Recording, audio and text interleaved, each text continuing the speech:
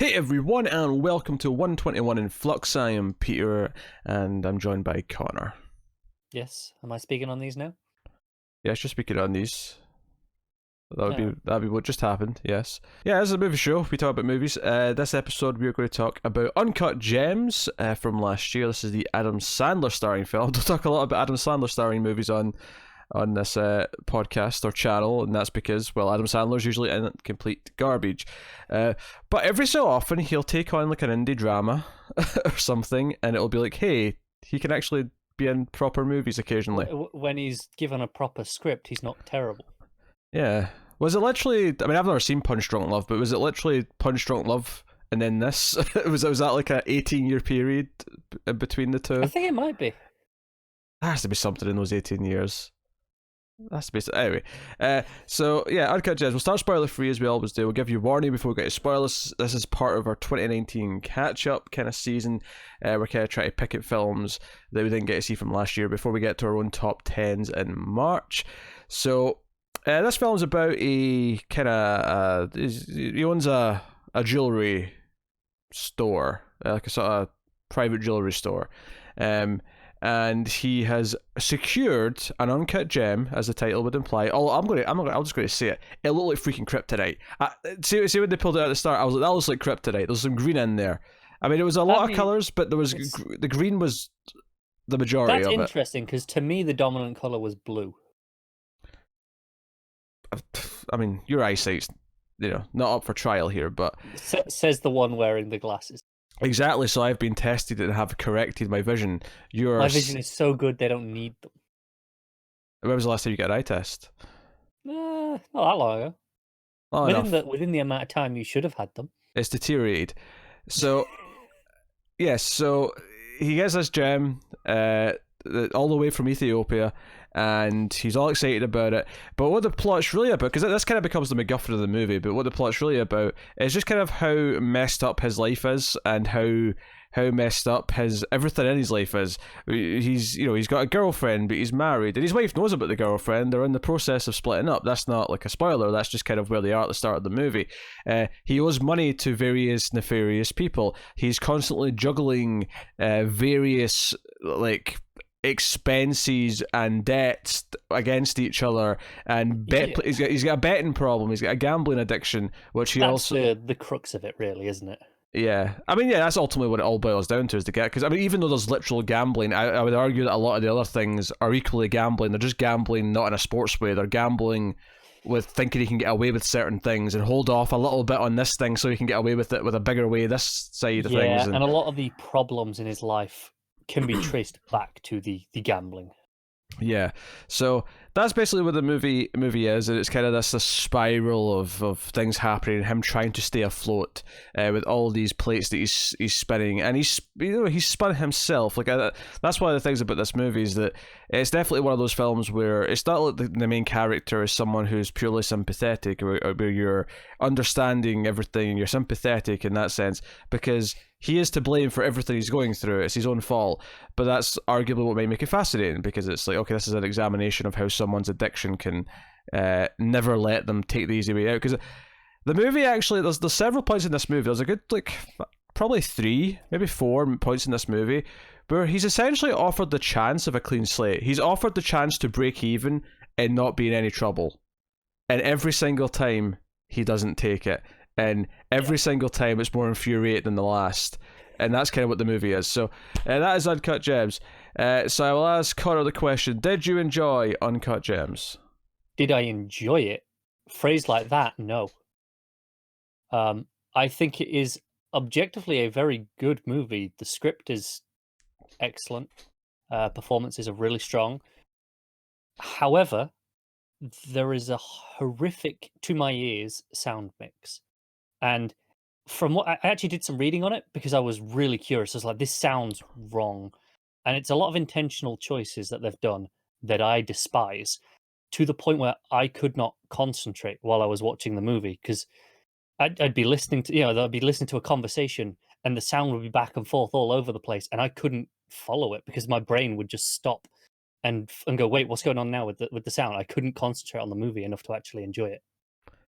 I knew it was going here because I saw him tweeting about this at some point. So I went into this knowing this complaint.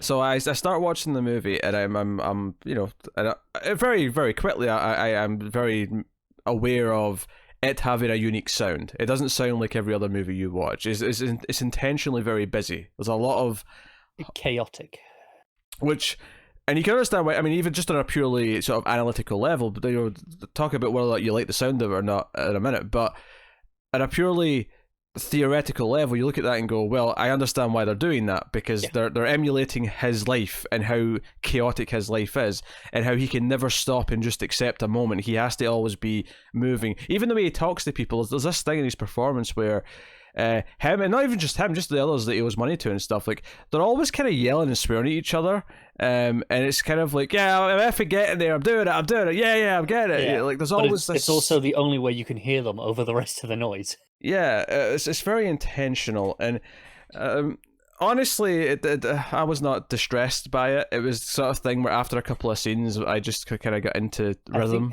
of it. If it was just the chaos of the noise, and because it's very loud, I could get past that. It's the fact that they'll be talking and they'll be panning. You know, the character will be stationary. The camera will cut back and forth between two characters as it does, but they won't be moving. But 1 second, the one character's voice will be coming out the left, and then the next sentence will be coming out the right. And I just couldn't get used to that. That's what really annoyed me. I don't even because that was part. Like a step too far. I would love to know the percentage of people who watch this movie and will even pick up on that. Never mind, just in general, it sounds kind of... I mean, I think people will notice that it sounds very busy. I think that's the thing that most people will probably pick up on. Even if you don't pick up on it, you know, in your awareness, I think you'll be subconsciously aware that it's loud, and you're maybe trying to concentrate on their voices more than you usually would. Yeah, you have to sort of strain yourself to really pay attention to the voices, and the camera, the shooting style kind of reflects that as well. There's a scene right at the start of the movie where he comes into his store, and there's a couple of guys waiting on him, and he's talking to his staff, and he's talking to this other person who's waiting for him as well, and the camera is like constantly shaking. It's all very handheld. It's very, there's a lot of close-ups that are very shaky. It's kind of jumping back and forth very quickly. It's the sort of thing where in less skilled hands, this could very quickly become very messy.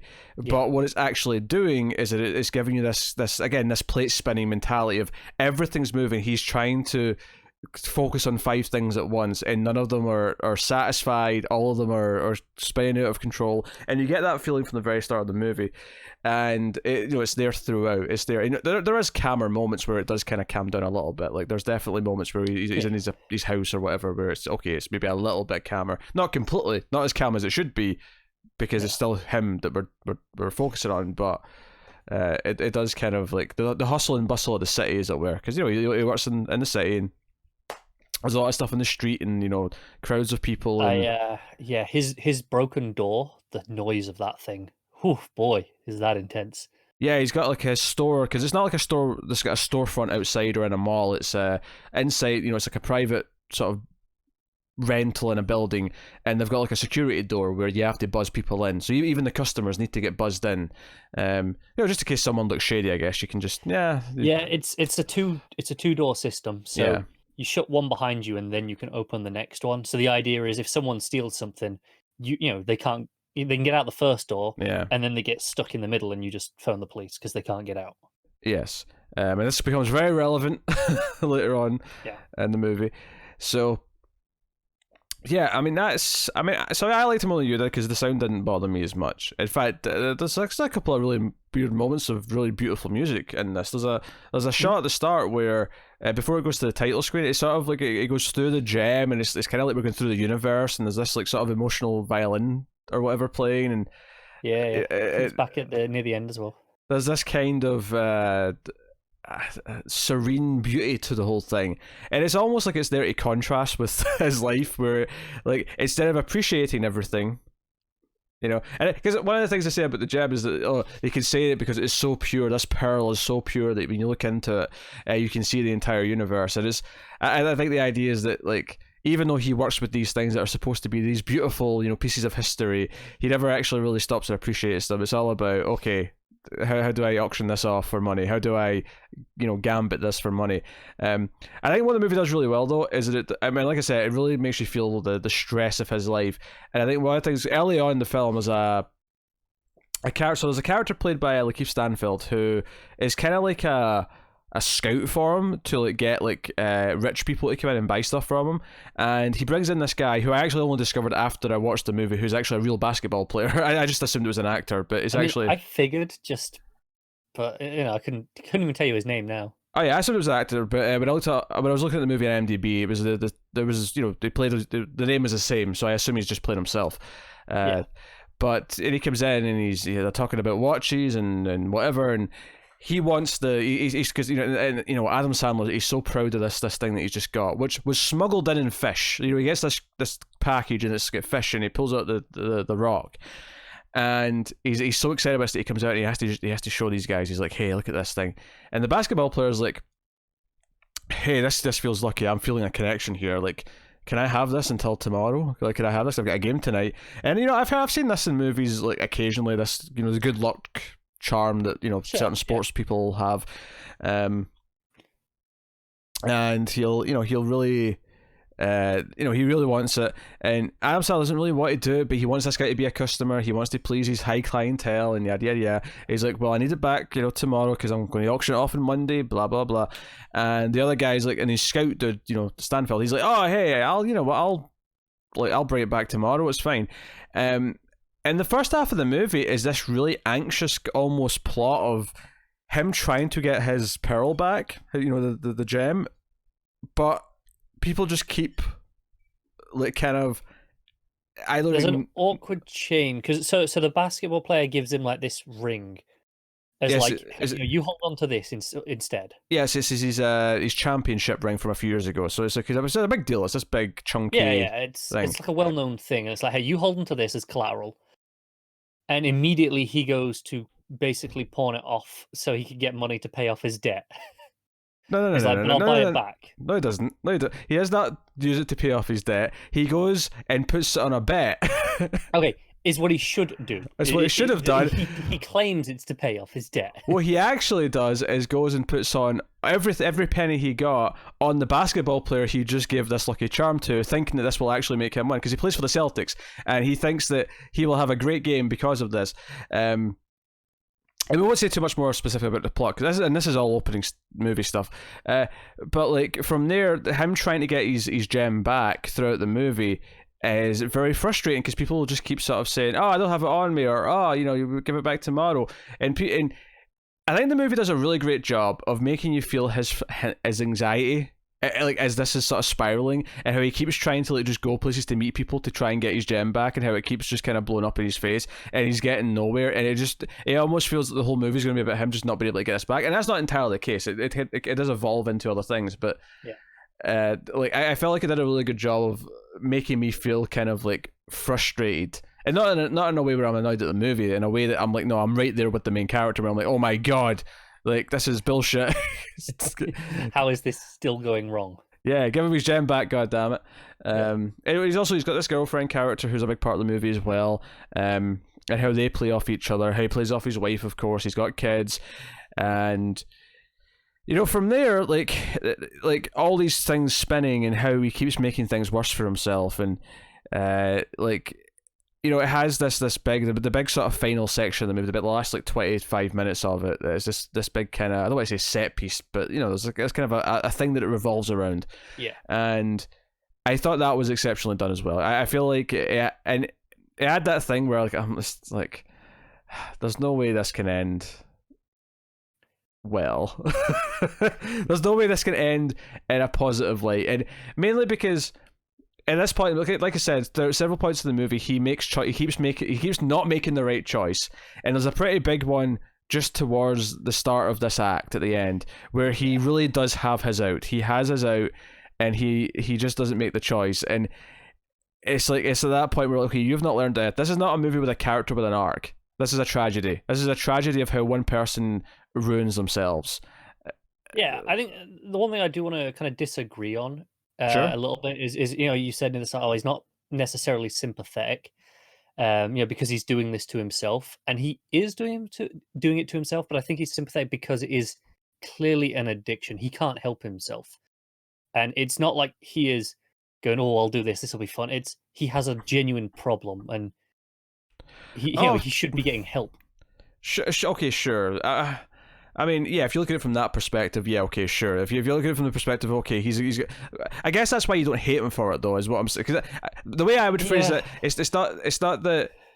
Because I don't think that makes him sympathetic. Because he's very frustrating to watch, and you don't necessarily like. This isn't like when you're watching like a movie and someone genuinely just has all these bad people after them, or they fall into trouble and it's not their fault. This is something that he is doing to himself, and yes, in a real world context, yes, he needs help, and maybe you look at it that way. To me, that's why he's not hateable, but it doesn't make him sympathetic. See, I think that's where I do disagree, because for me the difference is you liken that there to these people who just they fall into stuff, and and you're rooting for them kind of the entire time. Yeah. Whereas this is opposed to where he is making terrible choices, but you always know he is making terrible choices because of a genuine problem that he has, as opposed to in movies where you've got characters that make terrible choices just because they're actually bad people. I don't necessarily agree with this, actually, because these terrible choices are not solely related to his addiction. There's a lot of terrible choices he makes in this movie, and a lot of character defects he has that have nothing to do with his gambling addiction. Sure, but all the big moments are all the gambling addiction, and those are the ones where I'd say those are all you feel bad for him because he doesn't really have a choice in what he does. His relationship with his wife and his girlfriend. Sure. Everything with that, like, I mean, okay, sure, maybe the reason why his relationship with his wife's not going that well is because of the gambling problem, but the way he is with her, the way he is with the girlfriend, even the way the girlfriend and wife are with him, I mean, the wife might actually, I mean, it's hard to get a real tell on the wife's character because we only really see her through the lens of the angry kind of divorcing wife, whereas the girlfriend is pretty, universally a pretty crappy character as well. She's not a good person. Like, both her and him feel that they're kind of oddly made for each other because they're both kind of bad to each other. No, I get what you mean. Like, that's what I say. I'm not saying he's a good person or that he's a perfect person. I'm saying that because of all the big set piece moments are because of the addiction. That's why I feel sympathetic for him, even though he's a flawed character, as opposed to being a bad person and always making really bad choices just because, like in some other movies. Yeah, but you're not rooting for him to succeed, in a typical way, because you're not rooting for him to like get his way. No, it's interesting that you kind of want him to fail at points, not in a malicious way, but because, and you don't want him to fail because of the consequences of what would happen to him, but to the point where if it went wrong, maybe he'd get help. Maybe if he lost, he'd get the help that he needs. Is kind of why you want it to fail at points. If anything, you feel like you kind of want to be more frustrated at some of the characters around him for letting him away with certain things. Like, yeah. I mean, even something as simple as when he pawns the ring in, the guy who like sort of gives him money with the expectation that he'll come back and buy it for a slight uptick, a few days later.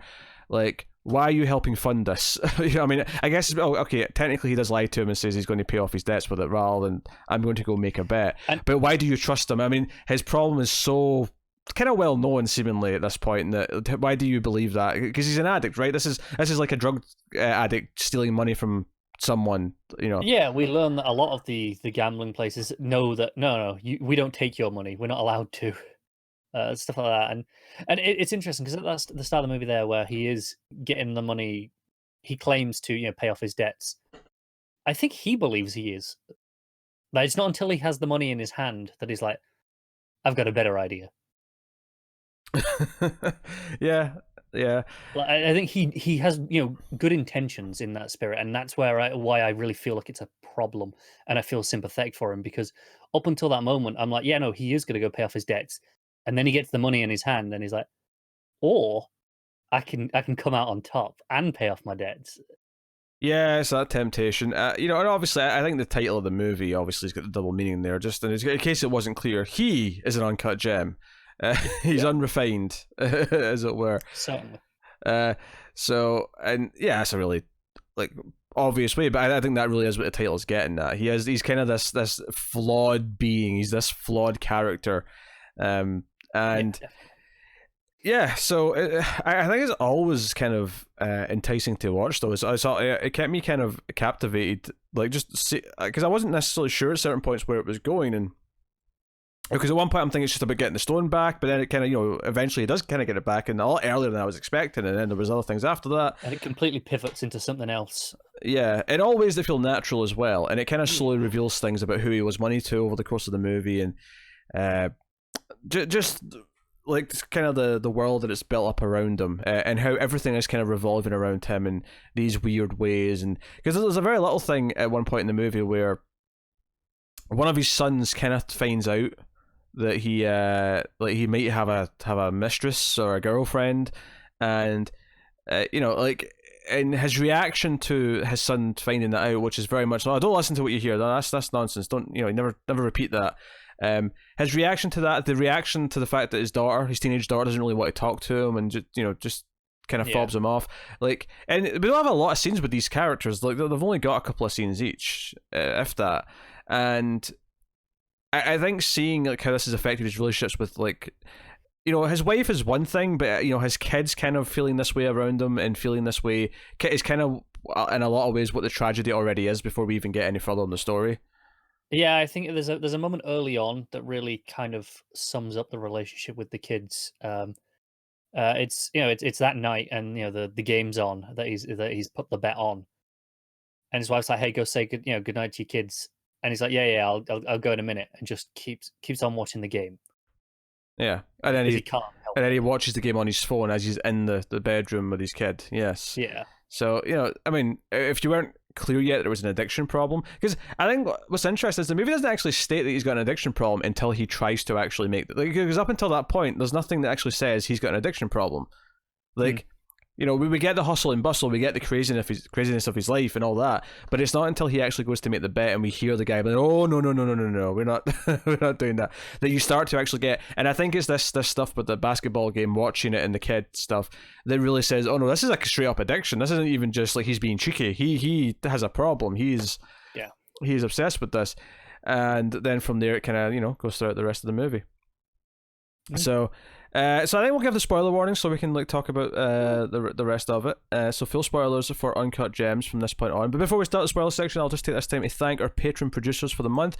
So thank you to David Short, Alison M. Fordyce, Cindy Palacios, and Tyler Hess. That means they're patrons at the $20 tier or up. But you can, of course, support us for as little as $1 per month over in patreon.com/MailFuzzTV. And you get bonuses for your trouble. You get early access at the $5 tier to some stuff as well, including these 121 and Flux episodes. So go and have a look and see if you're interested in helping keep all the content coming. But yes, spoilers for Uncut Gems. So yeah, it's funny because there's a lot of sort of big set piece moments I think you can kind of point to in this. There's stuff with the girlfriend where he's trying to get the gem back in the club, and he ends up getting into a fight with the singer because she's alone in the room with him, and we actually know in the room that they were about to do something, even though she's profusely saying, "No, we didn't do anything. We're just doing drugs. We weren't doing anything. We really weren't." But we heard what they were saying to each other. It was clearly about to go that way. It was, yeah. And she's adamantly saying no, and she's trying to beg him, and they're swearing at each other, and it's just kind of how they are. And but of course, immediately the next day she comes in and she's like hugging up to him. She got a tattoo of his name on her ass to show how much she loves him.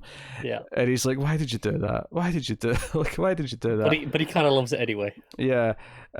So they're back together again, and all the rest of it, and then there's other big set pieces where when he finally gets the stone back, and there's a lot of frustrating stuff to get the stone back. There's him driving all the way out to the basketball arena where the players practicing and try to get to see him, but he just gets left behind and he can't get in. It's kind of this frustrating just abandonment thing.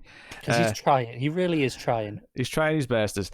And he asks his uncle or his grandfather or his father or whoever this family member is to basically up the bids, because he expects that this is going to be worth over $1 million. That's what he's expecting. And when he goes into the auction place on the morning of the auction, they've appraised it to I think it was like $150,000 to $250,000 or something like that. Less than a quarter of what he was expecting.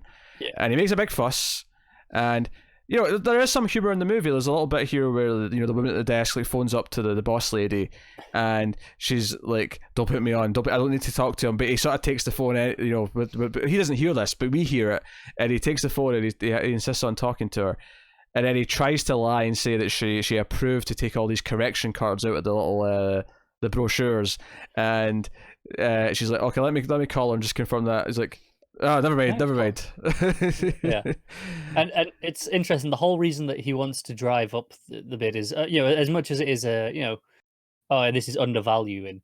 He just wants to hit a minimum level because the basketball player the day before is like, "Hey, I'll just buy it off you for this price." He's like, I can't. I've got to put it to the auction. I've agreed to that now. So, but you can go to the auction. You can buy it.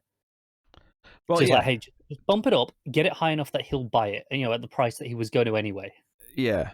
Well, I mean, it's worth mentioning when he says that he has to go to the auction. I don't think he does have to. I think he's saying that at the time because he still believes it's going to be worth more than what he's offering him. Yeah, of course. And now he's at the point where it's, hey, Uncle Joe or whatever he is, like, can you bid a few times? Make sure it gets up to the level that he was going to buy it at. And quite rightly he says, yeah, but what if I win?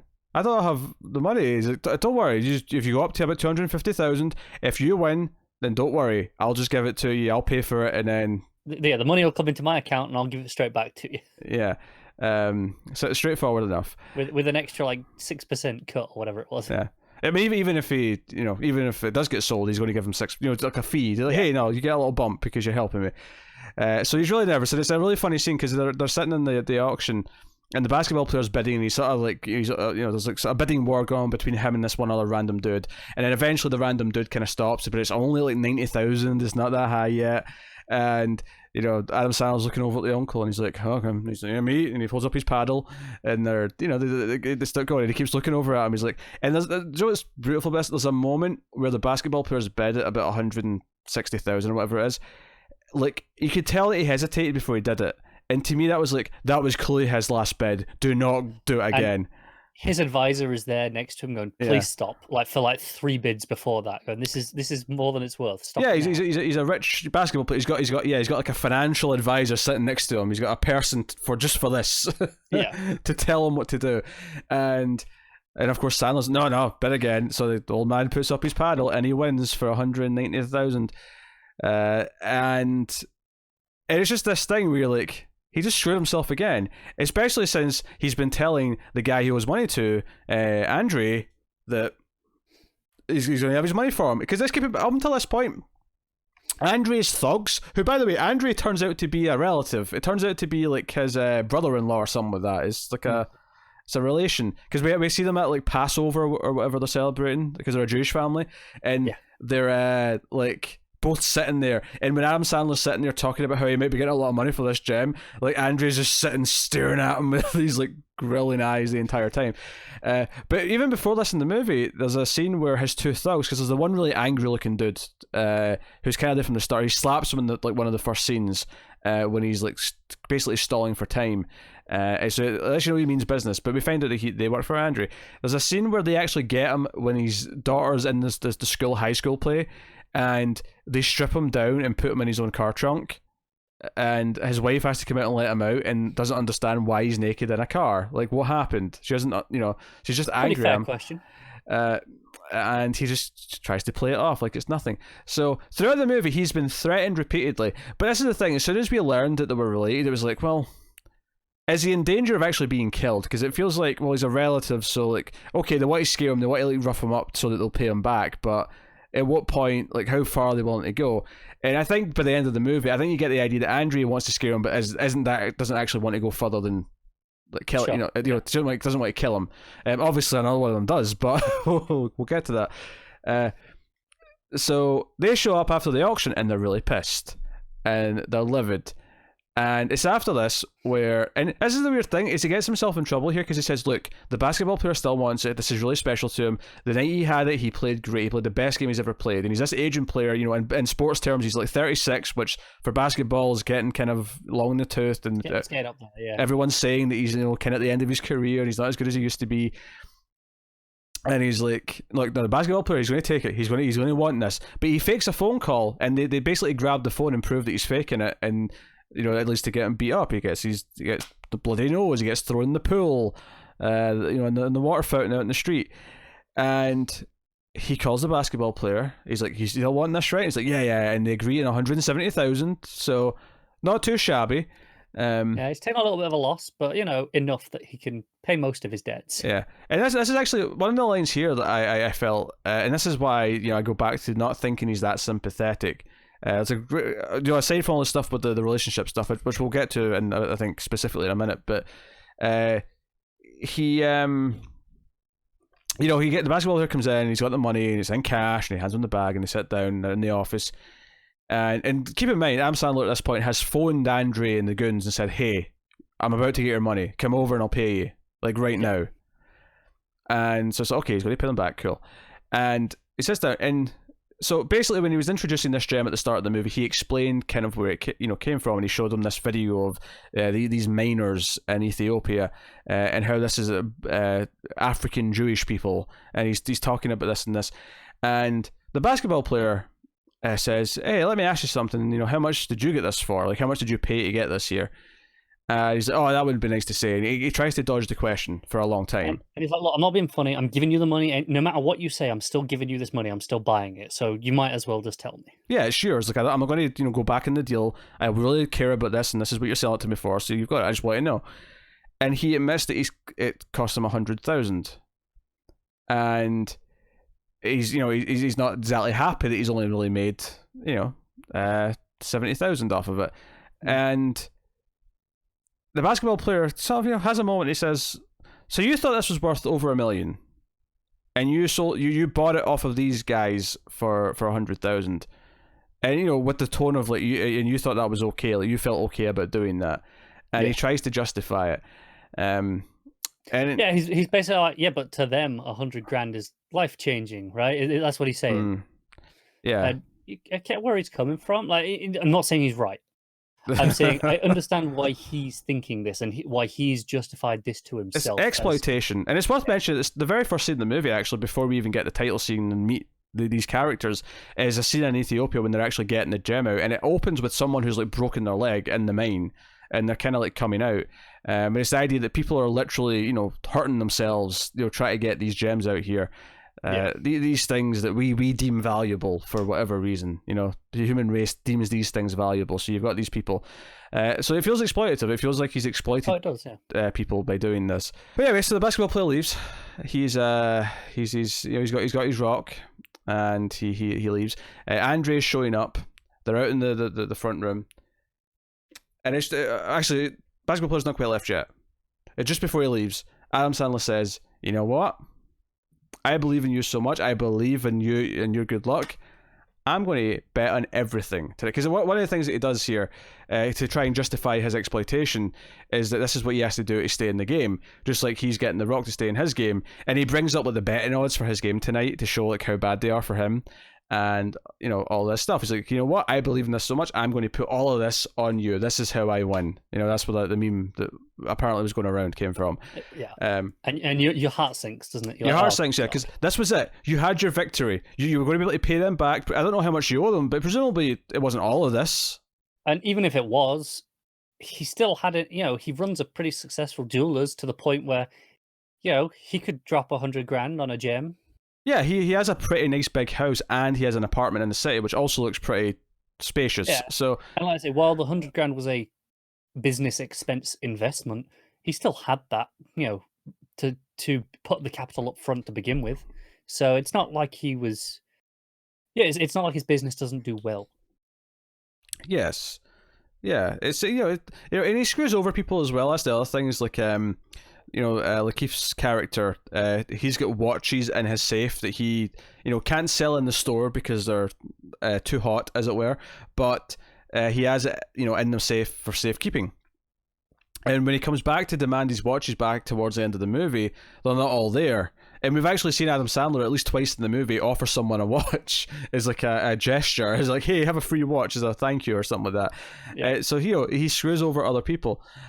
We see examples of that throughout the film. So, but you got that. So anyway, he makes this choice, and he calls to his girlfriend who works there, right out in the front. He says, "Hey, go next door." And he passes the bag of money, like outside the window to the other window to her, and says, "Look, take this to this casino. Here's what you bet on. He gives her like a list of instructions. A whole list, and it's it's a multiplier. So you bet on one thing and then the next and the next thing.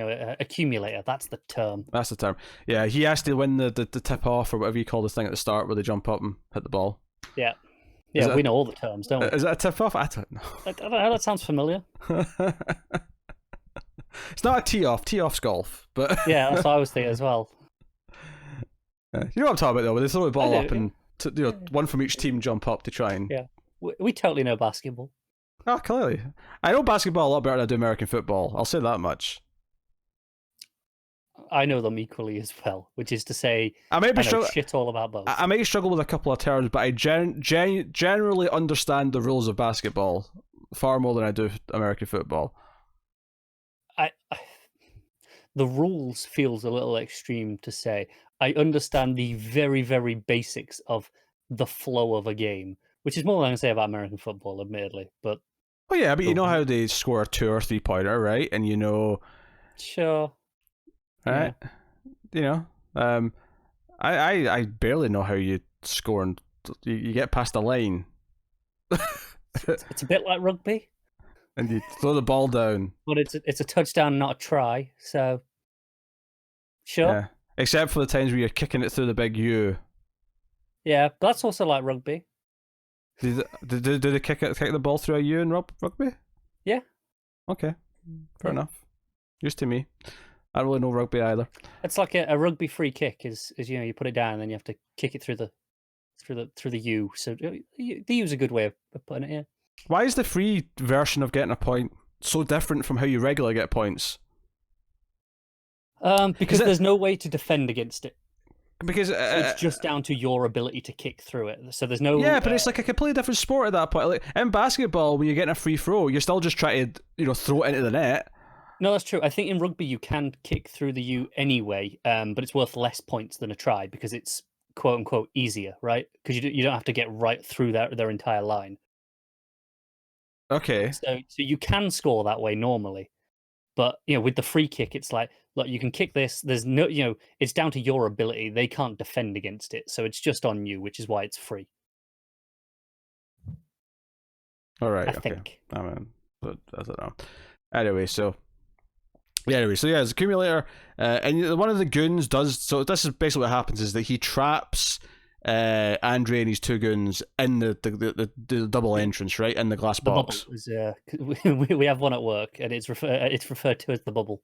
The bubble, okay. They trap him in the bubble, but there was a 3rd goon that got out first. He was out the front door first, and he goes to the casino try to intercept us, because that was actually the thing that's actually really made me laugh, and I did feel kind of bad for him, is that he's so excited that he won that first bet from the Celtics game, and he finds out the next night that Andre actually intercepted and cancelled the bet at the bookie level. so the bet wasn't on. He was furious because he would have been, like, that was one of those weird occasions in this movie that he would have got out of this. He would have had the money, won his gamble, and paid off and had leftover. And sure, he'd probably blown the rest of it on another bet, the next day anyway. He might have tried to gamble all of it. And he might have. I think probably. It's one of these weird things, though. Well, the reason why this has happened to him, though, is because of all the previous mistakes he's already made. So it's kind of like, yeah, he still made this bed. Like, even though it's like, the reason why someone did this to him is because he's already made himself... You feel particularly bad for him on that one, though, because you're like, oh, man, if they just hadn't got in the way... game over, because it's early enough in the movie that you think maybe that would have been enough for him, right? And obviously, as the movie goes on, it clearly wouldn't have been. But at that point, you're like, maybe that would have been enough, and problem would have solved.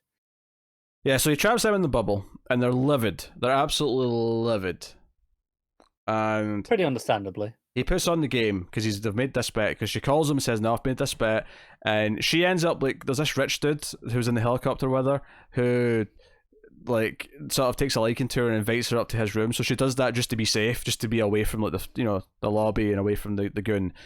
Yeah. And they're watching the game, and sure enough, like, it's kind of a tense scene, but there's this interesting thing where you got the 3 guys in the bubble, and the angry dude like has a gun, and Amsterdam's like, hey, it's bulletproof glass, like nothing's going to happen. It's going to bounce back at you. Don't try it. And I kind of called what was going to happen as soon as he pulled out the gun, because like don't get me wrong, there was a chance here that, in terms of where the movie went, where I could have seen like him like losing the bet, right, and leaving them in there, just try to run, just go on a runner. That could have been where the movie went. I could have seen that happening, but I knew that if he won, what was likely going to happen was that as soon as he let them out the box, thinking, well, there's no reason to be mad at me now because I'm going to pay you back. I'll pay you with interest because I just won a fortune. I put 100 grand or 170 grand on a bet. That was ridiculously long odds. Yeah, so I just won millions, right? I'm going to pay you back with interest, which should make them happy. But the angry dude, it felt like his pride had been hurt. So he get locked in this room. He just wasn't having it. He was just pissed. So I kind of saw it coming that as soon as he came out, he just pulled up the gun and shot him in the face.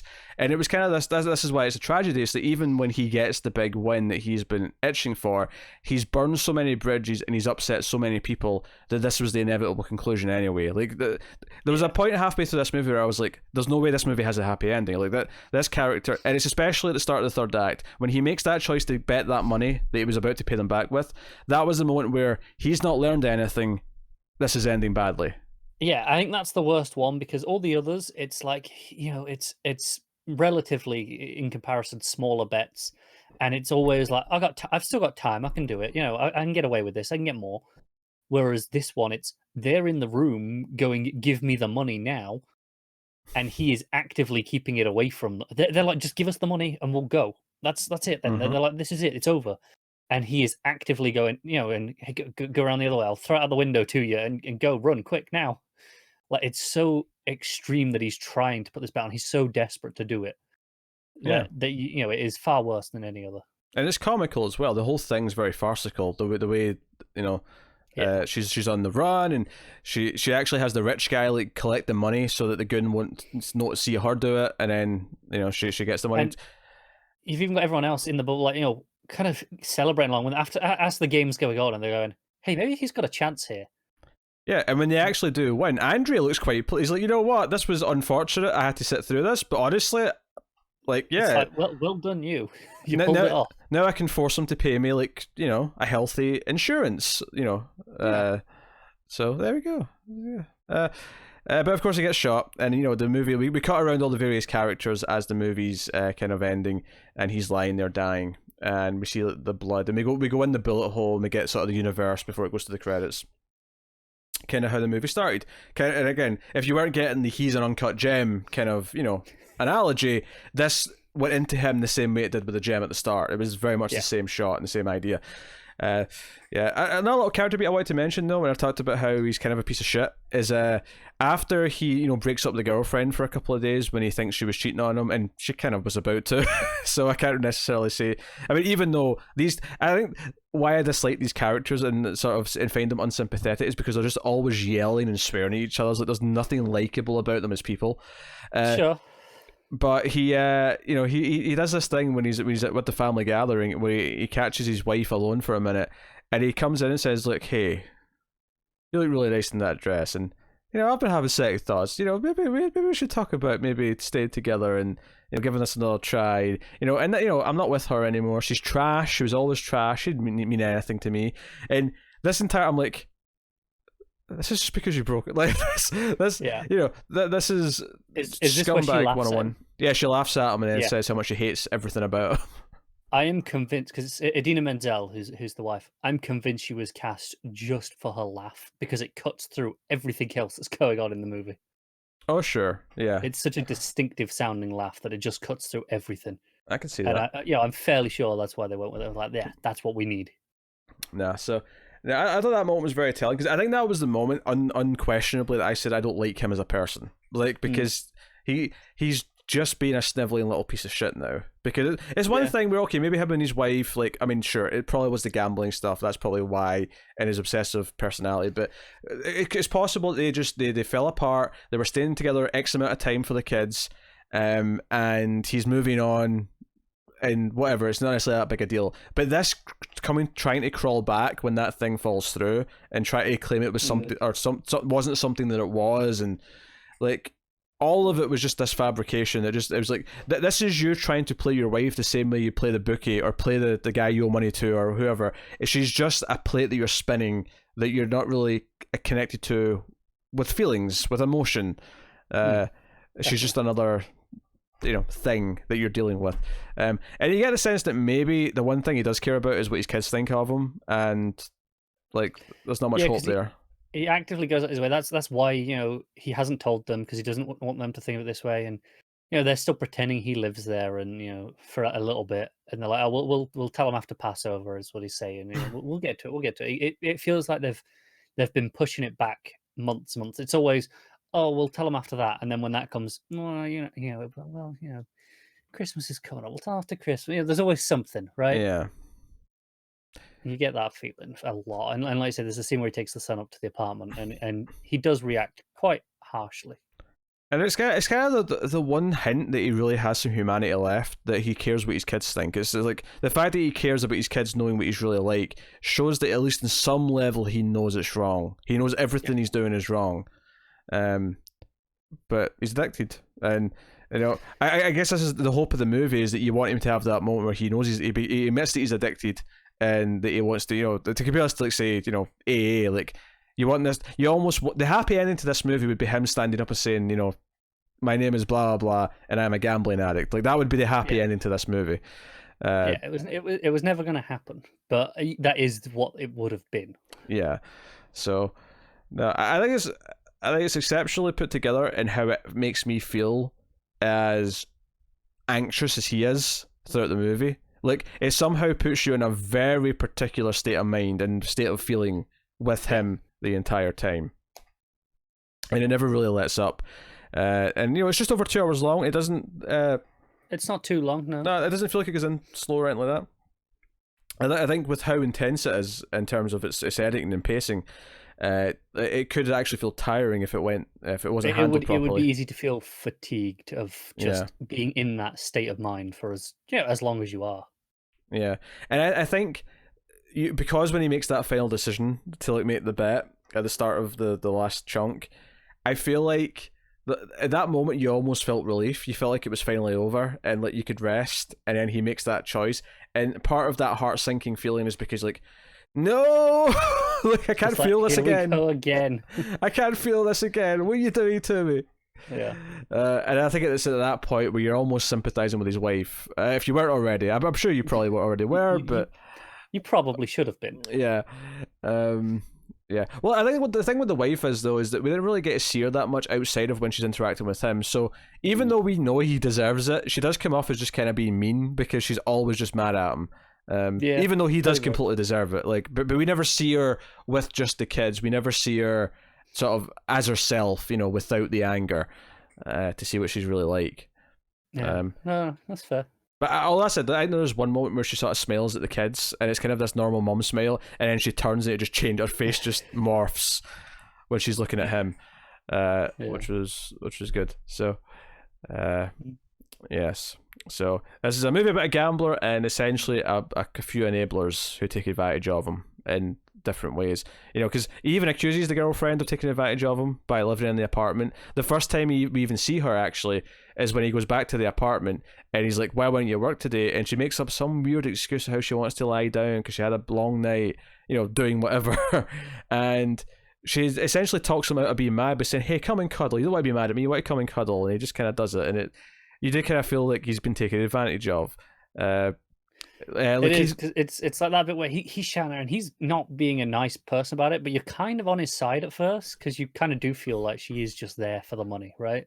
Yeah, and I mean, hell, it's kind of a weird scene because I don't even think before he goes in you really understand that he's dating someone that works for him. Like, it's not until later on where you realize where she works. Yeah, and then later on, like his Stanfield's character's taking advantage of him, using his safe to store stuff.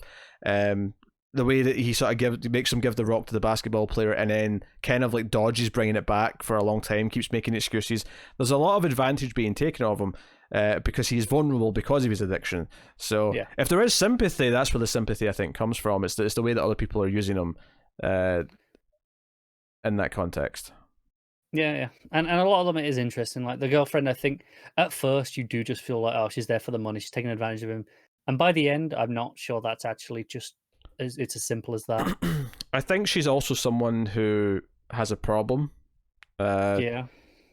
So I think it's really unhealthy for them to be together because I feel like they both bring out the worst in each other. Now, I don't know exactly what to diagnose her with. I'm not qualified, but I feel like she has others of her own problems, and it's not so much that she's just a vindictive gold digger. I feel like it's, but then again, I mean, maybe she just is. I don't know. By the end, I felt like there was some actual connection between them beyond just the money. Yeah, two broken people finding each other, I suppose. Yeah.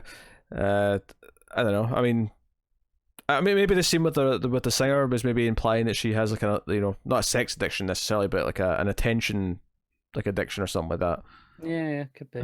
Something to that effect. Because she does kind of come after him again pretty hard after the breakup, as it were. It feels like she's really desperate to kind of patch it up. So yeah. I don't know. Be curious to hear people's thoughts on that. But that is basically Uncut Gems. I think it's a really well made movie. And I know the sound problems bug you, but I feel like it's a movie where like I knew it was well done for the first 2/3 of it, and I was into it, and I was sort of like I was engaged in what it was doing. Wasn't really sure how much I liked it yet though, and I think realizing like just how much it put me in his shoes the entire time and felt how he was feeling is where you realize, oh, that was actually quite impressive. What they were actually doing there was very well crafted, because it actually made me not sympathize but empathize, which is different. Sure. So, I guess we're rating it. What are you giving Uncut Gems? Yeah, it's a frustrating one because, like I say, it's a very good movie. Like, cause that's the thing. Removed from it, talking about it, I can appreciate all the things a lot better. And I can see, all these things that work and why they work. But the sound does ruin the experience for me. And I want to say, you said, "Oh, the sound problem." I don't want to say it's not a problem. Mm-hmm. It was a very intentional choice that I understand why they made it. I just hate it. And I admit I am in the very, very small minority of people who that will even affect. But it totally ruined the experience, and it made me never want to watch the movie again, even though everything else about it I think is really quite well done. So it leaves me in a weird position. So I'm gonna give it a 6 because of that, which is as high as I feel like I can go, recognizing all the other qualities, even though I didn't enjoy the experience of watching it. Okay, interesting. I think in terms of looking at a character like this, like with an addiction, and seeing how that addiction spirals to like affecting his wife, to affecting his kids, and his relationship with his kids, the type of people that it kind of lets into his life that take advantage of him. I think it does a really good job of all that stuff.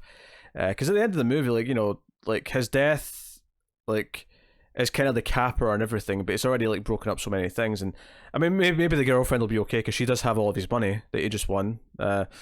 So she may actually be fine after the initial shock. she can afford to go and. I mean, it depends, because she was heading back to the shop. True. She ends up running into the bad guys, and they're waiting there because they're like, well, she's coming back with the money, right? So they are waiting there for her. Yeah, it's possible. I mean, it's kind of left vague. We don't see anything. We have no hint of like. No, we don't know if they do get it, but that's their intention. They state very clearly that they're waiting for her to come back with what they see as their money. Yeah, I mean, maybe she changes her mind and says, "Oh, I'll meet you back at the apartment or something." Yeah, maybe something along the way tips her off. Maybe she tries phoning him and nothing. All sorts of things could happen that means that she gets away with it. Or maybe the other people who rent office space in this floor hear the gunshots and call the police. You never know. There's possibilities here that don't ensure her death. Yeah, it's not a foregone conclusion by any means. Yeah, but it kind of cuts around the other characters. We see the basketball player on TV talking about how he's got this stone that gives him all this luck and all the rest of it. And that's the other thing that's really wonderful about this, is that the basketball player's like obsession with having this item and how it actually does seem to affect how well he plays when he doesn't have it, could also be seen as an addiction of sorts as well. It's an addiction to success, an addiction that he believes is fueled by an inanimate object, which shouldn't make a difference. It's just a superstition. But He really believes it. You'd think that Celtics championship ring would have a 4-leaf clover on it for luck, but it was a 3-leaf clover. Just observation I made. You would think that, yeah.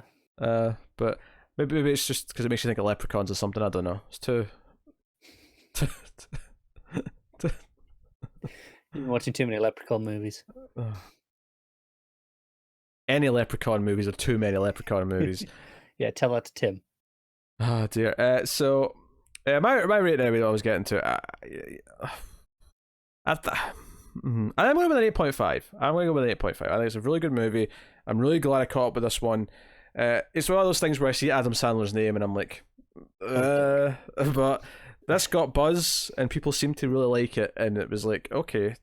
It's kind of funny that even like an 8.5 is a really strong review, and from us that means a reasonable amount. Mm-hmm. That still seems to be on the lower end of what I'm seeing most people rate it. 8.5 is pretty high for me. No, it is. I was seeing so many like 9s and 10s beforehand. Hey, maybe if it's connecting with people. Yeah.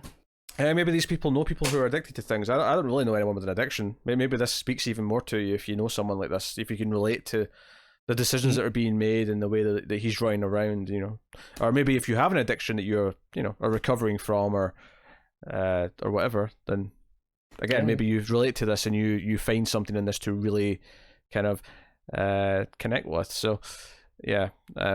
So there you go. That's Uncut Gems. Let us know what you think of the movie in the comments below. Like and subscribe, all that stuff. Get us on the Twitters at mailed_fuzz for channel updates. If you want to support the show and the channel, we mentioned Patreon earlier, patreon.com/mailfuzztv. You can support us financially for as little as $1 per month and keep all the content coming. You can also support us by rating the podcast, audio podcast, on Apple Podcasts. Give us 5 stars and a review. It helps more people find us, that kind of thing.